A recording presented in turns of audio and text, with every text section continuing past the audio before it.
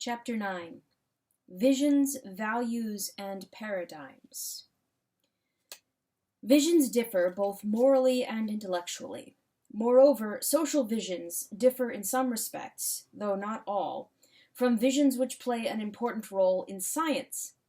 A central question from a moral perspective is the extent to which different social visions reflect differences in value premises.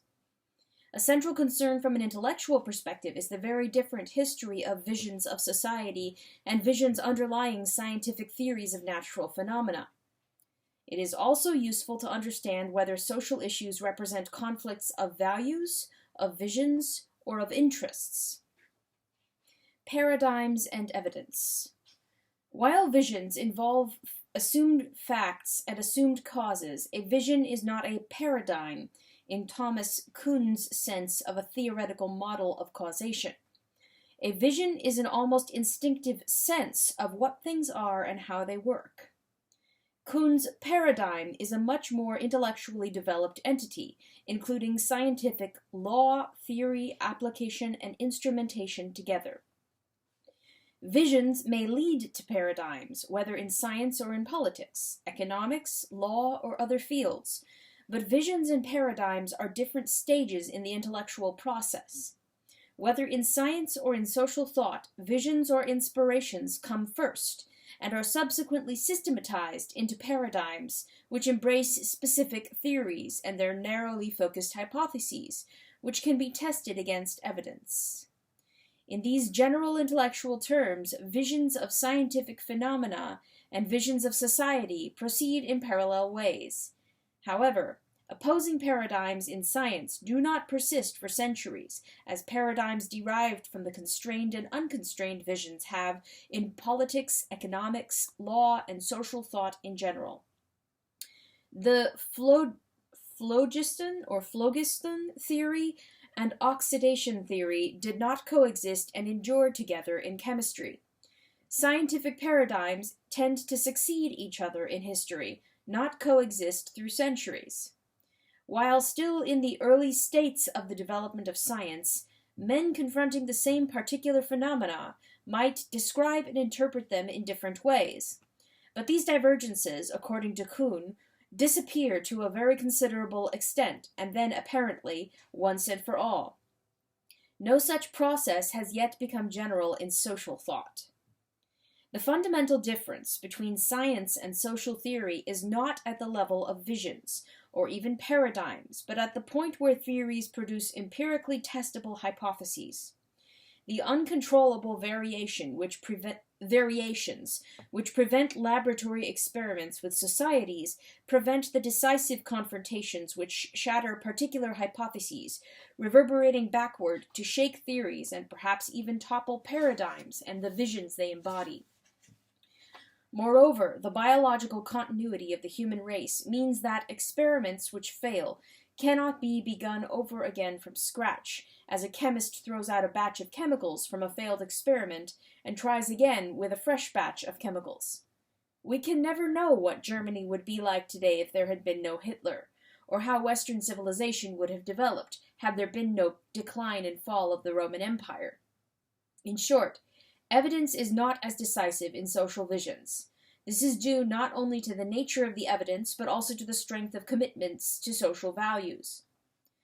Although opposing views begin with visions, they do not end there. Visions are only the raw material from which theories are constructed and specific hypotheses deduced. In principle, the opposing conclusions reached can be checked against evidence and the conflict of visions resolved. There are a number of reasons why this does not happen on such a scale as to produce a decisive victory for one social vision over others, though individuals may find particular evidence sufficient to change their thinking. Definitive evidence cannot be expected on the grand general sweep of a vision. A great deal of partial evidence may be accumulated on each side, but the evidence for and against one's own vision can be weighed differently, and being convinced is ultimately a subjective process. Even in those cases where a clear confrontation in empirical terms can be arranged and evidence produced, every lost battle on one front does not signal the end of the war, much less unconditional surrender. When hypotheses deriving from a particular vision are contradicted by evidence in the form in which they were first asserted, they may nevertheless be salvageable in a less extreme or more complex form. Evidence is not irrelevant, however. Road to Damascus conversions do occur. Even if this conversion is only on a single issue, the repercussions on one's general vision may lead to a domino effect on other assumptions and beliefs. Responses to evidence, including denial, evasion, and obfuscation, likewise testify to the threat that it represents. At one extreme in the relationship of evidence to visions is the total subordination of evidence to conclusions based on a vision or the theories deriving from it. Those Western intellectuals who, for years, ignored, evaded, denied, or explained away the growing evidence of Stalin's mass murders and slave labor camps are a classic example of this phenomenon. Similar cases can be found for both constrained and unconstrained visions. While evidence on particular issues may be falsified, this phenomenon is itself true and weighty evidence for the power of visions. In many cases, there are no personal, economic, political, or career gains to be made by the individual that would explain the falsification. It is done simply for the sake of the vision. Evidence need not be falsified in order to be evaded. The very formulation of a theory may be such as to insulate it from direct confrontation with contrary evidence. In other words, the theory may be so stated that nothing could possibly happen that would prove it wrong. In this case, the theory is reduced to empirical meaninglessness. Since all possible outcomes are consistent with it, it predicts nothing. Yet, though it specifically predicts no single concrete outcome, it may insinuate much and be enormously effective in its insinuation. Malthus's theory of population is a classic example of a theory of this sort, based ultimately on a constrained vision, but in later years adapted by others for use as part of an agenda deriving from an unconstrained vision. The population principle expounded by T.R. Malthus in 1798 projected a grim picture of a highly constrained world inhabited by highly constrained man. It was explicitly set forth in opposition to the ideas of William Godwin and of Condorcet, whose unconstrained visions of man were anathema to Malthus. Malthus's theory began with two postulates, that 1. Food is necessary to the existence of man, and that 2. The passion between the sexes is necessary and will remain nearly in its present state. These he calls laws of our nature, in short, constraints unlikely to disappear. Implicit also was the law of diminishing returns, so that an increase of population would not lead to a proportionate increase in the food supply as more people grew food. Thus there were differential constraints on the increase of population and on the increase of food. It was logically sufficient for his purposes that population could grow faster than food, though by calling the former rate of increase geometrical, and the latter arithmetical, he dramatized the difference in a way that made the idea indelible and historic. Because population is ultimately constrained by the food supply, the empirical implication of the original Malthusian theory is that the observed rates of growth in the two must be similar. According to Malthus, the population constantly bears a regular proportion to the food that the earth is made to produce.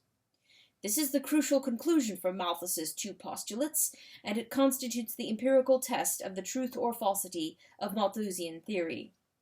If, in the long run, the food supply grows faster than the population, then the average nourishment per person rises, and the Malthusian theory is false. Given two possible outcomes, which would, respectively, confirm or deny the Malthusian theory, there would seem to be little room for controversy after sufficient time had passed and sufficient data had been collected.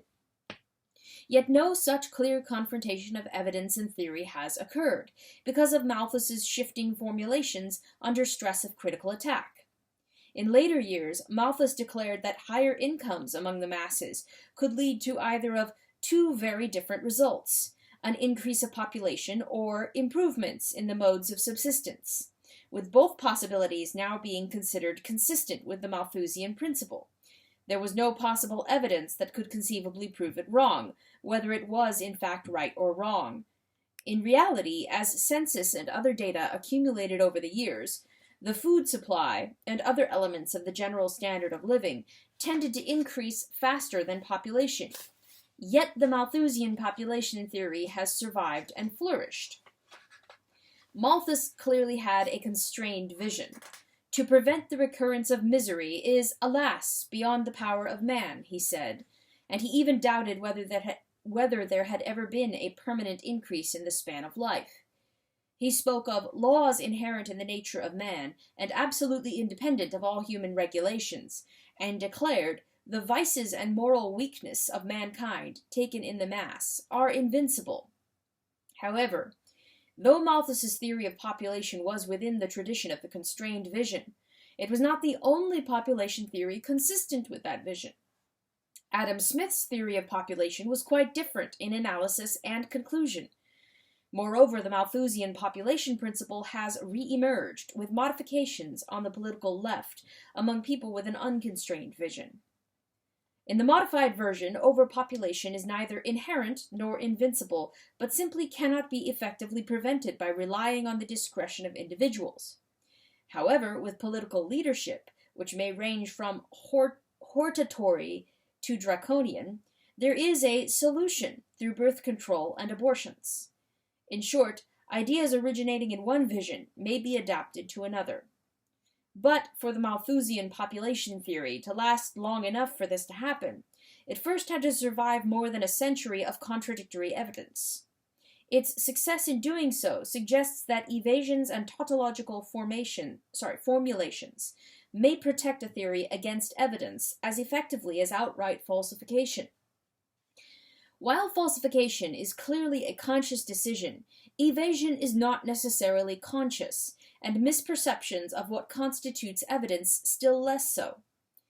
Theories may persist because the difficult task of bringing them to confrontation with evidence has simply not been performed with sufficient skill and care.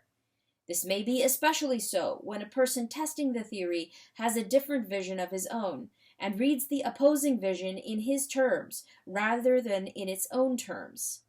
This happened in a celebrated controversy in economics, which erupted right after World War II, between distinguished economists of radically different schools of thought, and voluminous evidence failed completely to resolve the issue. The traditional economic theory was that artificial imposition of wage rates, by government or labor unions, higher than those emerging in a competitive labor market, would tend to cause employment to be less than it would be otherwise.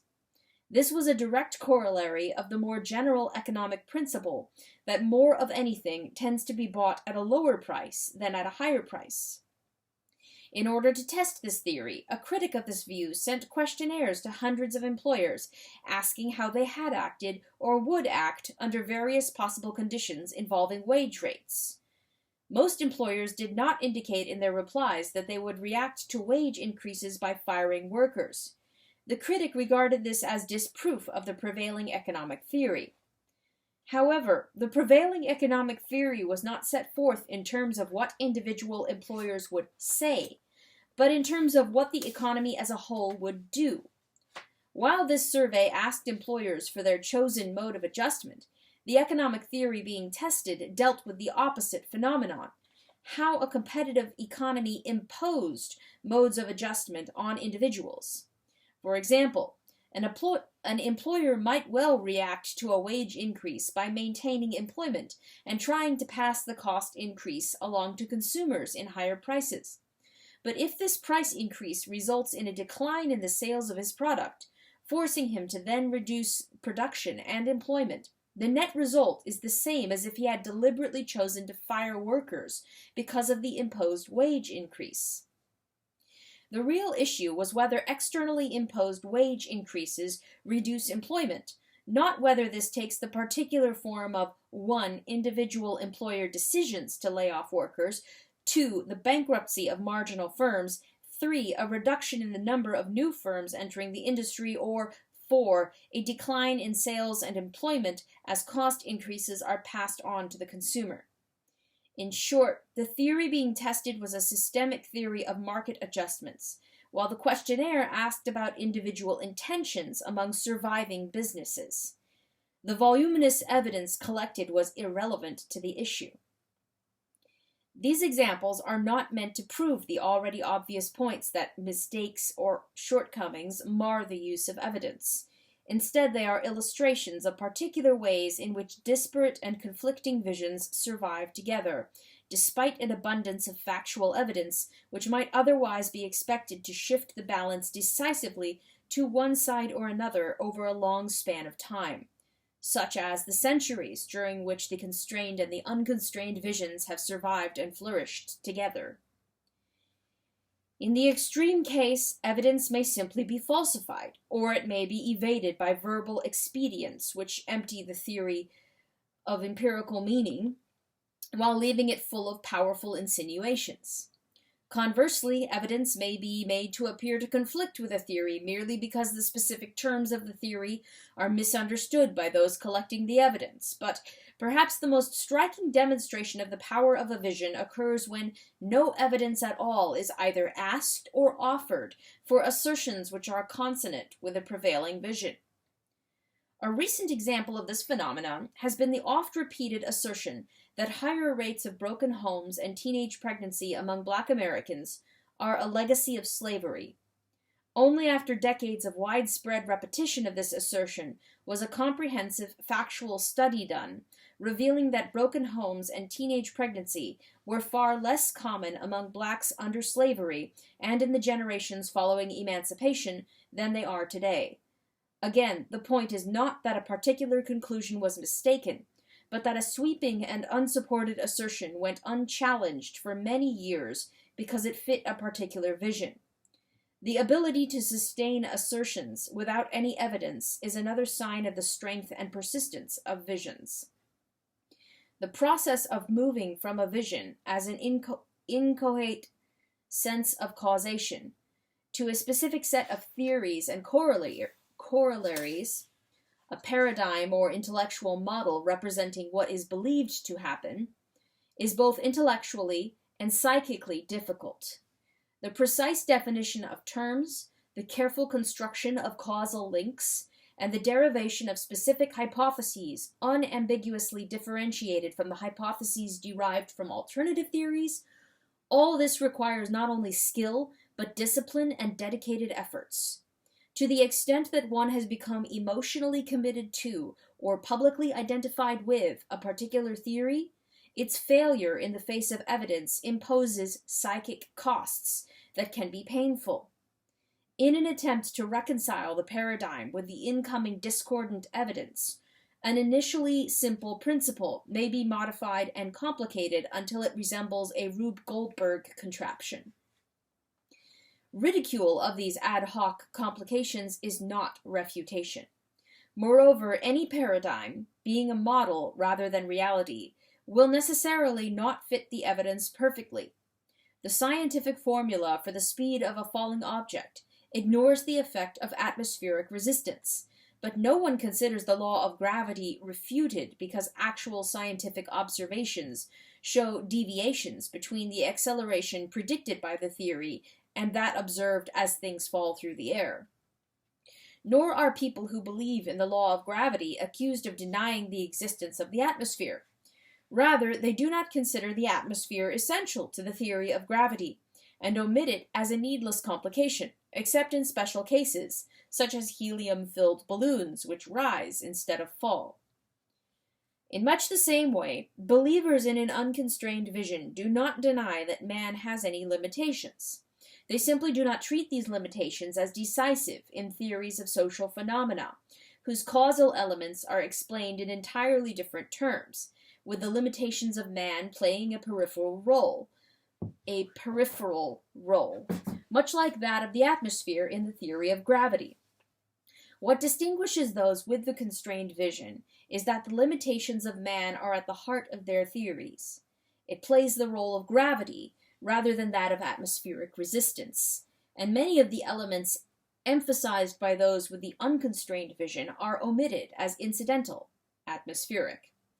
But both visions must omit things which exist in reality, and which most proponents of these visions would admit exist in reality, however much they would disagree as to the prevalence or the effect of the omitted factors. Given, then, that no vision and no paradigm derived from it can fit the facts perfectly, efforts to adjust and modify visions to accommodate discordant evidence are not inherently mere self-deception, much less dishonesty toward others. But the gray area this provides can shelter rationalizations that do fit these descriptions. Moreover, resistance to the abandonment of paradigms has marked the history of science, as well as the history of social theories. There are simply fewer places to hide from scientific evidence. Nevertheless, a scientific paradigm which encounters discordant evidence is not usually abandoned in favor of nihilistic agnosticism, but is instead patched up and complicated until there is another paradigm to replace it. Visions and paradigms exist at many levels.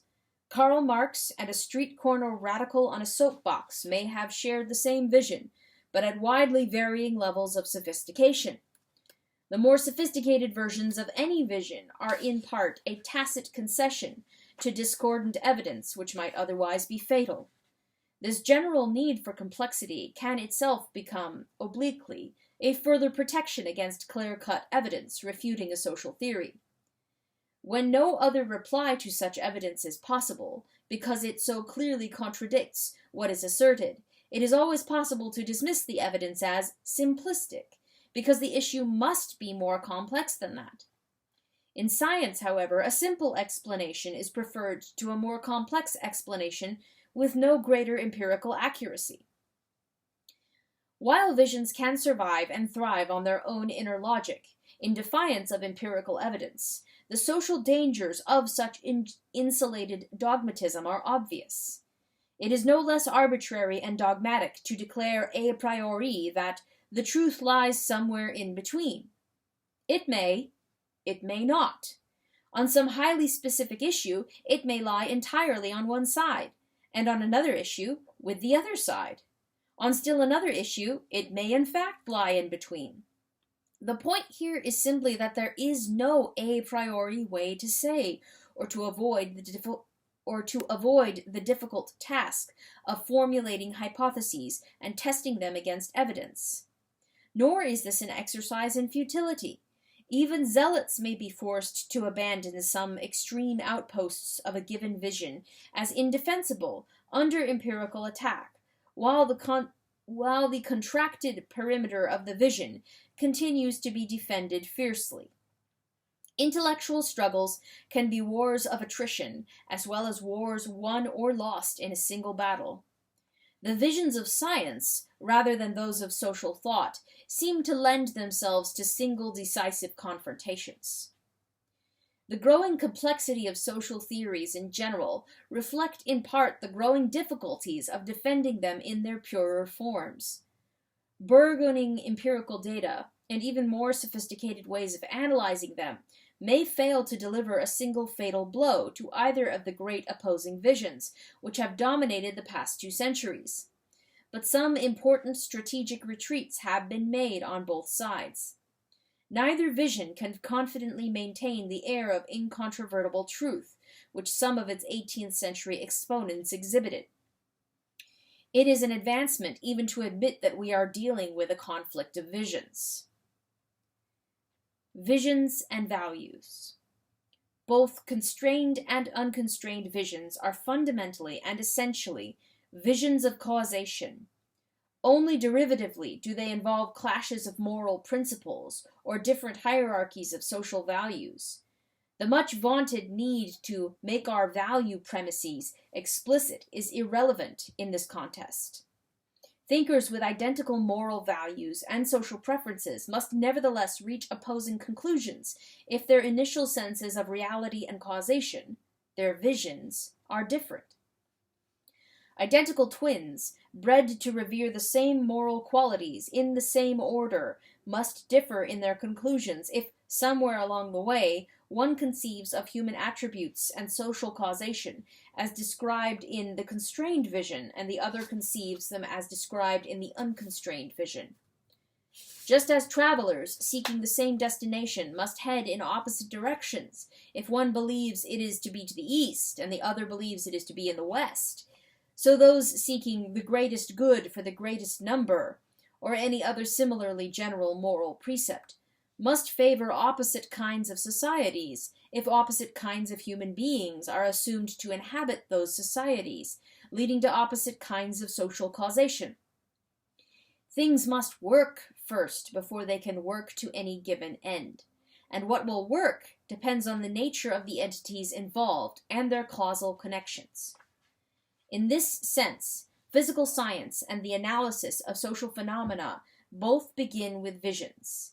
It is the ability of the physical sciences to winnow out conflicting visions by systematic experiment, which marks a major difference between the intellectual patterns in the two areas.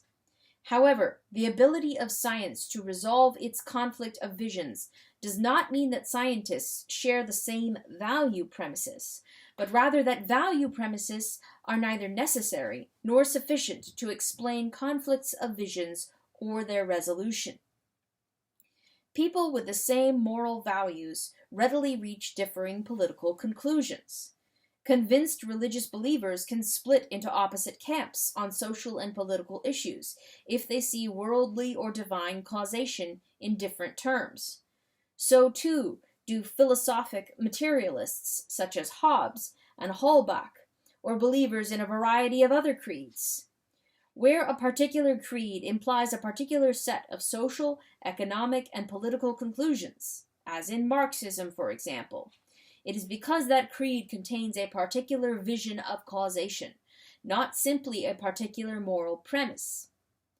Labeling beliefs value premises can readily become one more means by which conclusions insulate themselves from confrontation with evidence or logic. To say that a preference for free speech rights over property rights is simply a value premise is to deny that it rests on particular beliefs as to facts or causation, and to make it simply an opaque preference, like that for plums over tangerines. But if, in fact, the preference for free speech over property rights results from assumptions as to the magnitude of their respective benefits to society at large, and the extent to which the less fortunate members of society are helped or made more vulnerable by the two kinds of rights, then it is not simply an opaque value premise. With exactly the same preferences for helping the many rather than the few, and for protecting the vulnerable more so than those able to protect themselves, one would annihilate the preference for free speech over property rights if one's vision of social causation made property rights extremely beneficial to people who own no property, as in Hayek's vision, for example. It is precisely the correctness or incorrectness of particular beliefs about social causation that requires scrutiny, a scrutiny arbitrarily barred by the phrase value premises. Value premises are, ironically, a sort of property right in conclusions, not to be trespassed on by evidence or logic. The persistence of opposing visions in the same society contrasts with major changes of vision that occur in individuals. The large numbers of people, including leading intellectuals, who have both embraced Marxism and then repudiated Marxism, are a striking example. So too are those who embrace or relinquish various religious or secular creeds. These suggest that, while the psychic costs of changing visions may be high, they are not prohibitive, especially if the changes are gradual, rather than road to Damascus conversions. If conversions to and from Marxism turned on differing moral valuations given to the same factual perceptions of the consequences of capitalism and communism, it would be difficult to explain why so many conversions occurred in one direction during the Great Depression of the 1930s, and in the opposite direction after the Nazi-Soviet Pact in 1939 or the Hungarian uprisings of 1956. The reordering of fundamental moral values so suddenly and simultaneously among a large number of people throughout the Western world hardly seems credible. Such conversions are far more readily reconciled with changes in visions than in values. What these cases in capitalist and communist countries brought was new, massive, and intrusively insistent factual information about each social system. Not necessarily conclusive evidence, but certainly painful facts sufficient to cause many to reconsider. The heavy impact of startling new information may shake or shatter an individual's vision, but does not in itself realign moral values. Mass unemployment, hunger, the killing of innocents, the deliberate degradation of the human spirit, or the cynical unleashing of war, all inspire the same horror as before. What changes is the perception of who or what is doing it and why. The thrust of organized, systematic propaganda, especially in totalitarian states, centers precisely on facts and causation as the pivots of belief. Similarly, in places and times where religious authorities have wielded oppressive control of ideas, people such as Copernicus and Galileo have become targets not because they offered alternative value systems, but because they presented alternative visions of facts and causation. Existing values seemed threatened only because the vision on which they had been based seemed threatened, not because Copernicus or Galileo were propagandizing for alternative values. Values are vitally important, but the question addressed here is whether they precede or follow from visions. The conclusion is that they are more likely to derive from visions than visions from them is not merely the conclusion of this particular analysis, but is further demonstrated by the actual behavior of those with the power to control ideas throughout a society, whether those authorities be secular or religious. If individuals in substantial numbers find it possible to change their visions, whether suddenly or gradually, how do sharply opposed visions persist over the centuries in society at large? Insofar as visions are 1. Simplified projections of reality, and 2. Subject to contradiction by facts, all visions must encounter facts contrary to their simplified premises. This implies that all visions must also develop both intellectual and psychic means of coping with contradiction, and that any prospect of conversion must contend with the contradictions of whatever alternative vision beckons. Therefore, the instantaneous conversion of a whole society seems very unlikely, and once the conversion process becomes drawn out, individual mortality alone is enough to guarantee that many conversions will never be completed, and that new individuals must begin the process of vision, allegiance, and doubt all over again from the beginning. In the physical sciences, however, the preservation of decisive evidence and the logically demonstrative methods of scientific analysis under controlled experimental conditions means that conversion from one vision to another can be sudden and irreversible, not only for given individuals, but for future individuals as well, and therefore for society as a whole. No one needs to reenact in his own mind the time-consuming process by which the Ptolemaic vision of astronomy gave way to the visions of Copernicus, Galileo, or Einstein. While books likewise preserve records of social, political, and economic events and theories, the absence of controlled experiments, decisive evidence, and decisive techniques for analyzing it mean that these records themselves become battlegrounds in the conflict of visions. Disputes still rage over the reasons for the rise of Hitler or the decline and fall of the Roman Empire. Visions and interests. Believers in both the constrained and the unconstrained visions have long recognized that special interests and special pleading are major factors in day-to-day politics, and that what is said in these political struggles has no necessary connection with the truth or even with what anyone believes to be the truth. Businessmen, according to Adam Smith, are a class whose interests are often to deceive and even to oppress the public, so that any statements coming from them should be long and carefully examined, not only with the most scrupulous, but with the most suspicious attention. He warned against the clamorous importunity of partial interests in general, and the clamor and sophistry of merchants and manufacturers in particular. Of political propaganda, Smith observed that those who taught it were by no means such fools as they who believed it. Much the same views have characterized modern thinkers with the constrained vision, such as Friedman or Hayek. It has equally been part of the tradition of the unconstrained vision, going back to Godwin and coming forward to Shaw, Galbraith, or other 20th century thinkers. The relationship between special interests and any vision, constrained or unconstrained, may be conceived of as a question whether there is 1. A direct corruption, 2. A class bias, or 3. A case of particular visions proving attractive to particular interests.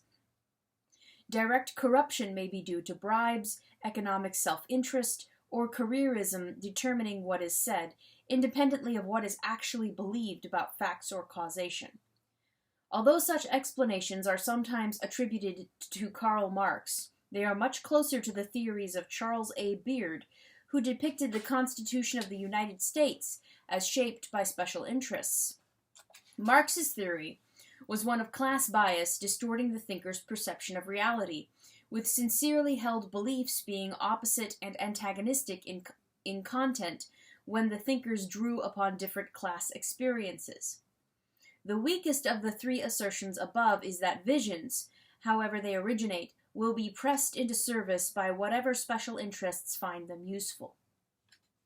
Examining first the strongest of the special interest explanations of visions produces virtually no evidence that the leading figures in either the constrained or unconstrained tradition stood to gain personally from the views advocated, and much evidence to the contrary. The entire tradition of the unconstrained vision, with its equalization emphasis, has been led by individuals who stood to lose both financially and in status terms by the equalization they advocated. Some were of modest means, but still almost invariably above the average of their respective societies, and some, like Condorcet or Holbach, were quite rich. The policies advocated by the leading exponents of the constrained vision have likewise seldom advanced their personal interests. Adam Smith, who promoted both domestic and international free trade, was the son of a customs official, and engaged in no trade at all, being primarily an academic, a profession whose practices he severely criticized.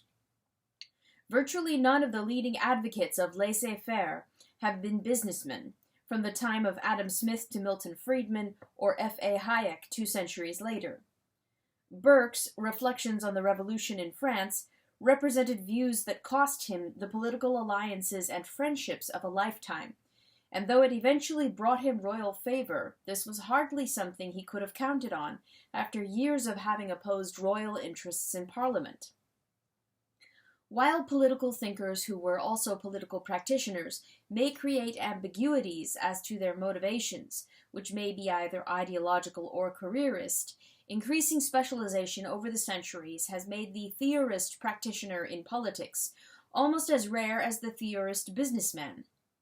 Leading social theorists who were at the same time leading political figures were more common in the 18th century, when Burke and the Federalists flourished, than in later times.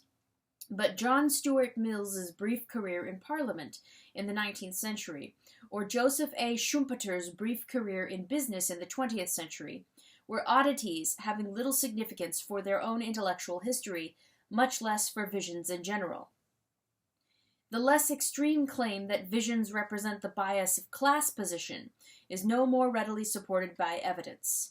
The class positions of those with the constrained vision have not been consistently higher or lower than the class positions of those with the unconstrained vision, and differences in class position have been considerable among those with similar views on either side.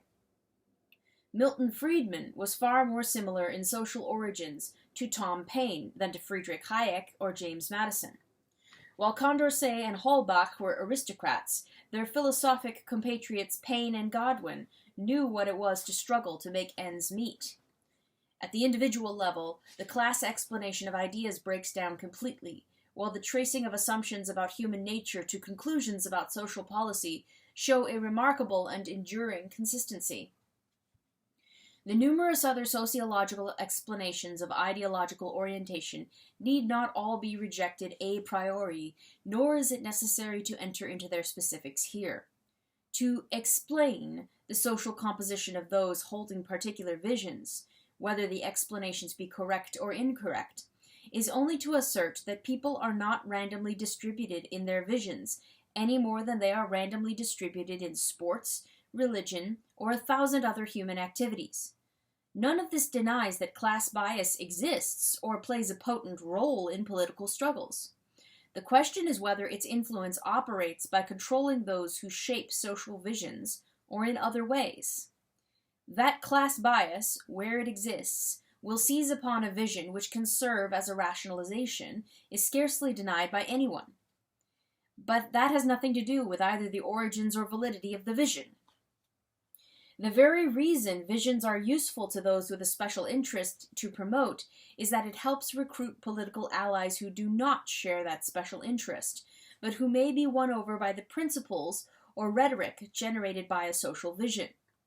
In short, the resort to visions as a means of recruiting political allies is evidence of the limited appeal of special interests as such, and the independent power of visions. The relative weights of the two forces in the short run are not the issue here. However much the special interests may predominate as of a given time, the special interests of one generation need not be the same as the special interests of the next generation, while the constrained and unconstrained visions have both been viable for centuries. Summary and conclusions. This final set of summaries and conclusions must summarize not only this chapter but the whole work, and derive some of its implications.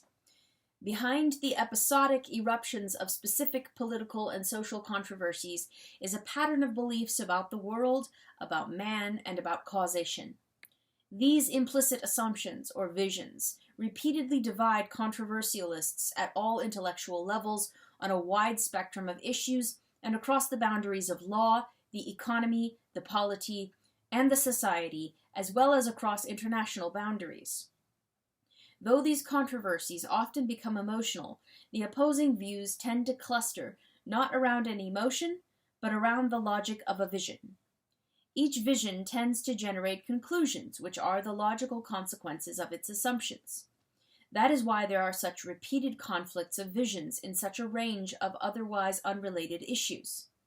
The analysis here is not intended to reconcile visions or determine their validity, but to understand what they are about and what role they play in political, economic, and social struggles. The question is not what particular policy or social system is best, but rather what is implicitly assumed in advocating one policy or social system over another.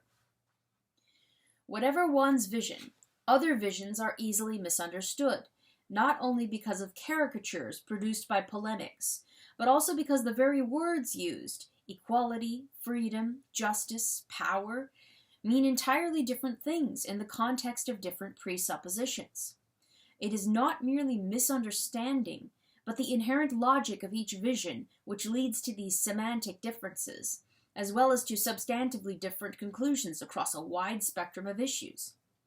Visions are inherently in conflict, quite aside from the misunderstandings, hostility, or intransigence generated in the course of polemics. Both constrained and unconstrained visions are ultimately concerned with social results. The unconstrained vision seeks directly to achieve those results socially, that is, through collective decisions prescribing the desired outcomes. The constrained vision considers it beyond the capability of any manageable set of decision-makers to marshal the requisite knowledge and dangerous to concentrate sufficient power to carry out their decisions, even if it were possible. Given the unconstrained vision, which permits results to be directly prescribed, its basic concepts are expressed in terms of results. The degree of freedom is thus the degree to which one's desires can be realized, without regard to whether the obstacles to full realization be the deliberately imposed restrictions of government or the lack of circumstantial prerequisites. Justice is likewise a question of outcomes, and the justice or injustice of a society can therefore be determined directly by those outcomes, whether they be the results of conscious decisions, social attitudes, or circumstances inherited from the past. Power is likewise defined by results. If A can cause B to do what A wants done, then A has power over B, regardless of whether A's inducements to B are positive, rewards, or negative, penalties. Equality, too, is a result, the degree of equality or inequality being a directly observable fact. All these basic terms are defined in profoundly different ways under the assumptions of the constrained vision. One consequence of this is that those with different visions often argue past each other, even when they accept the same rules of logic and utilize the same data, for the same terms of discourse signify very different things. In the constrained vision, where man cannot directly create social results, but only social processes, it is as characteristics of those processes that freedom, justice, power, and equality have significance. A social process has freedom to the extent that it refrains from interfering with the choices of individuals, whether or not the circumstances of those individuals provide them with many options or few.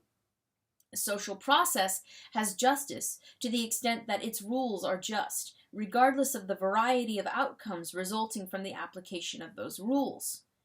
Power is exerted in social processes by individuals or by institutions, to the extent that someone's existing set of options is reduced. But it is not an exertion of power to offer a quid pro quo that adds to his existing options. Equality as a process characteristic means application of the same rules to all, without regard to individual antecedent conditions or subsequent results. Results matter. They are the ultimate justification of processes, but it is only the general effectiveness of particular processes, competitive markets, constitutional government, that can be gauged by man, not each individual result in isolation. The clash between the two visions is not over the actual or desirable degree of freedom, justice, power, or equality, or over the fact that there can be only degrees and not absolutes, but rather over what these things consist of in whatever degree they occur. Moreover, the relationship between the two visions reflects not only logical differences, but also the historical ascendancy of one or the other vision at a given time. Because some of the key concepts used by both sides were first defined primarily in the terms of the constrained vision, those with the unconstrained vision have had to distinguish their concepts as real freedom or real equality, for example, as contrasted with merely formal freedom or equality. However, the later ascendancy of the unconstrained vision forced those with the constrained vision into a defensive posture, in which they tried to re-establish the former, more limited definitions of such terms as process characteristics. In addition to these changing asymmetric relationships between the two visions, there is an enduring asymmetric relationship based on how they see each other as adversaries. Each must regard the other as mistaken, but the reasons for the mistake are different.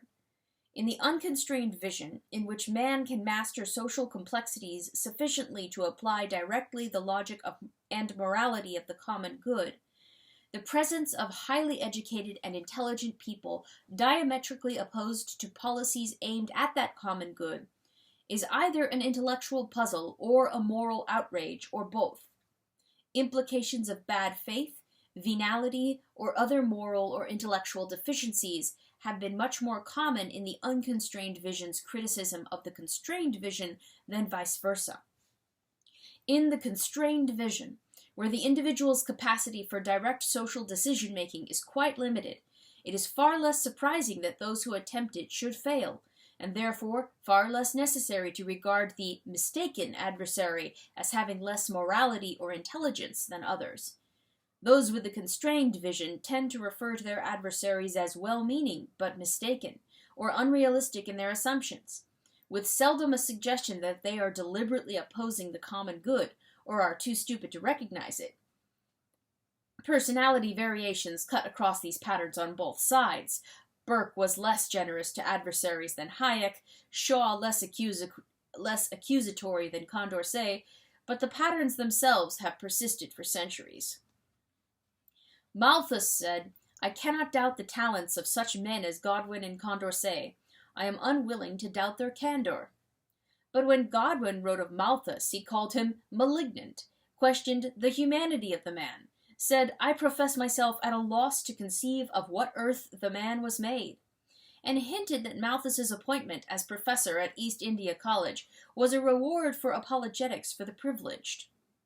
In the 20th century, Friedrich Hayek's landmark book, The Road to Serfdom, made him a moral leper to many, though in that book he was very generous to his adversaries, whom he characterized as single-minded idealists, and as authors whose sincerity and disinterestedness are above suspicion. Further examples could be multiplied almost without limit. The point here is that these differences reflect more than personality differences, and are themselves part of an enduring pattern growing out of the fundamental assumptions of the two visions. The two visions differ not only in how they see differences between themselves, but also in how they see differences between ordinary individuals and those more intellectually or morally advanced.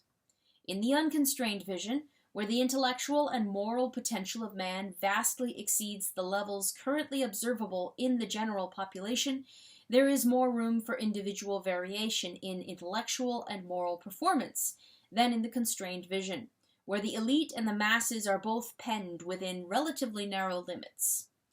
Striking moral and intellectual differences are recognized by those with the constrained vision, but are regarded as either too exceptional to form the basis of social policy, or as confined to a small area out of a vast spectrum of human concerns.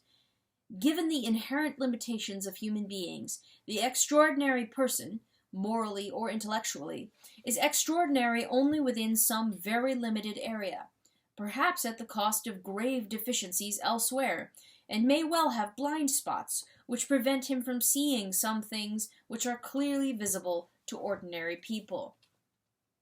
Differences between the moral intellectual elite and the masses are crucial, especially to modern conflicts of vision over the degree of surrogate decision-making, whether by politicians, judges, or various agencies and commissions. Both visions try to make the locus of discretion coincide with the locus of knowledge, but they conceive of knowledge in such radically different terms as to lead to opposite conclusions as to where discretion should be vested. To those with the unconstrained vision, who see knowledge and reason as concentrated in those who have advanced furthest toward the ultimate potential of man, surrogate decision-making, economic planning, judicial activism, etc., is essential. These surrogate decision-makers must attempt both to influence beforehand and to revise afterward the decisions made by those less accomplished in intellectual or moral terms.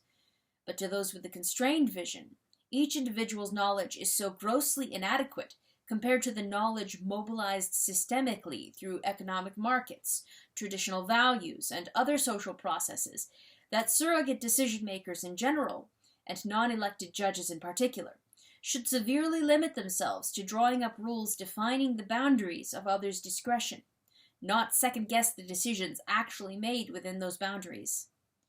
In the constrained vision, the loci of discretion should be as widely scattered as possible, the inevitable errors resulting being accepted as a trade-off, no solution being possible.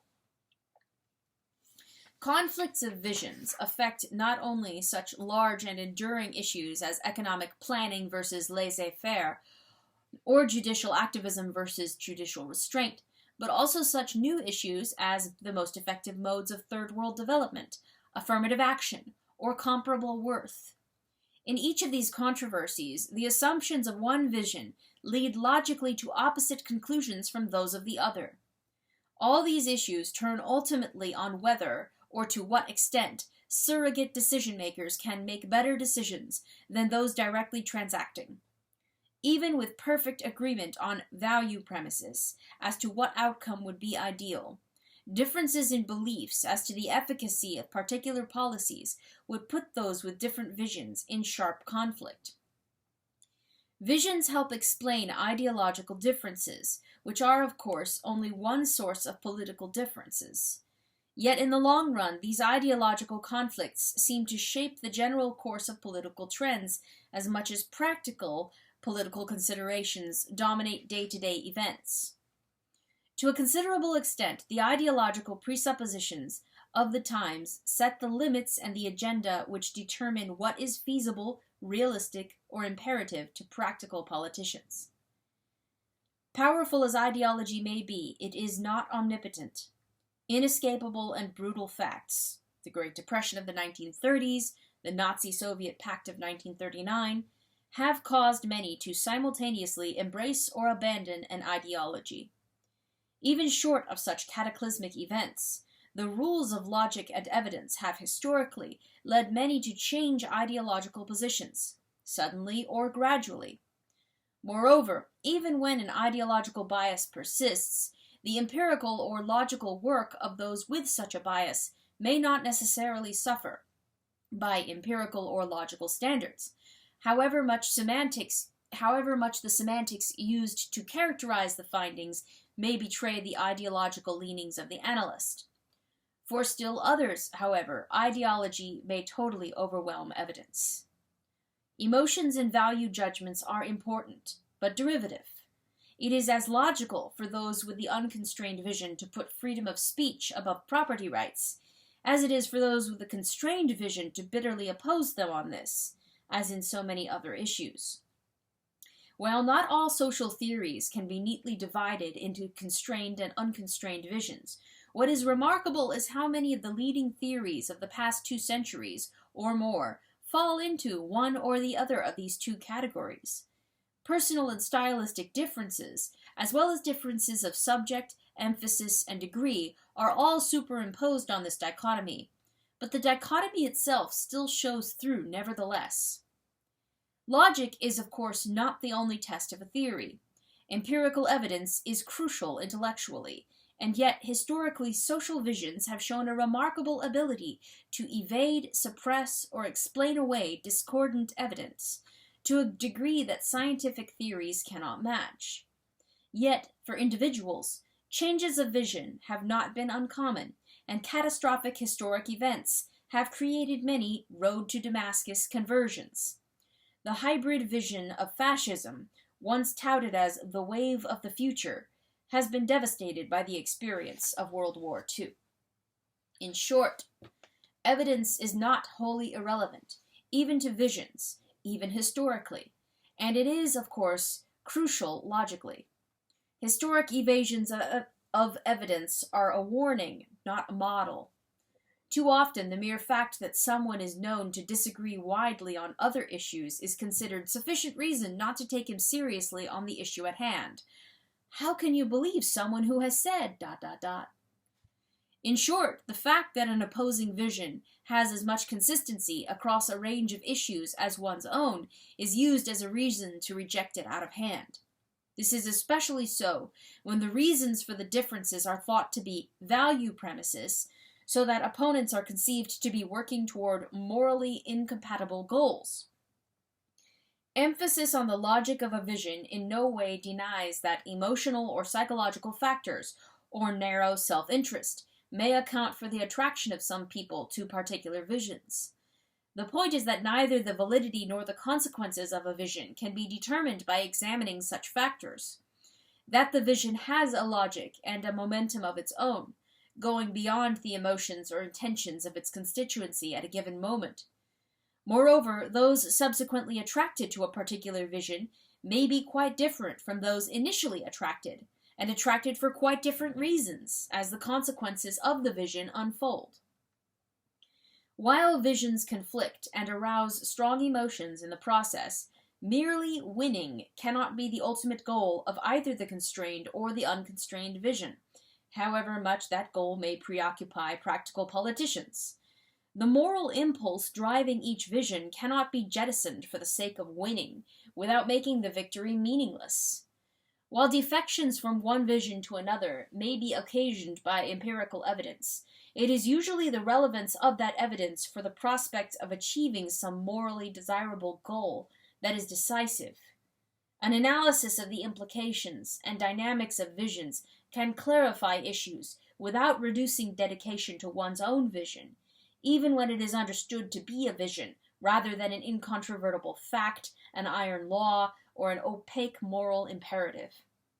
Dedication to a cause may legitimately entail sacrifices of personal interests, but not sacrifices of mind or conscience. The end.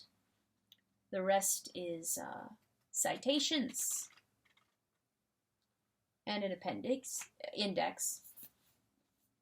A Conflict of Visions by Thomas Sowell.